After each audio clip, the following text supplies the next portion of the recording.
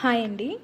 ఈరోజు మా అమ్మాయి ఎగ్జామ్స్ కంప్లీట్ అవ్వడంతో తనని హాస్టల్ నుంచి ఇంటికి తీసుకెళ్దామని వెళ్తున్నాను. బయటికి వెళ్ళంగా చూశాను, చాలా ఎండలు ఉన్నాయి.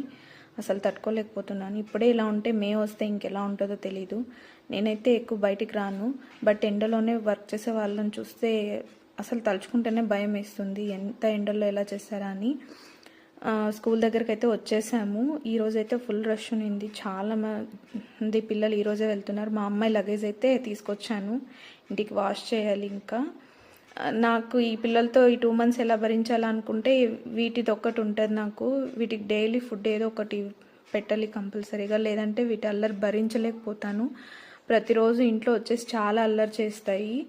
అయితే కూడా నాకు పాపం అనిపించి ఫుడ్ పెడతాను. పెడితే కూడా బాగా తినేసి ఇల్లు మొత్తం ఇలా గలీజ్ చేసేసి వెళ్ళిపోతాయి. నాకు అసలు ఇల్లు క్లీన్ చేసుకోలేకపోతాను. కానీ వాటికైతే బయట ఎక్కడ ఏ ఫుడ్ దొరకదు కాబట్టి నా చేతనైన వరకు నేను వాటికి ఫుడ్ పెడుతూ ఉంటాను ఇలా.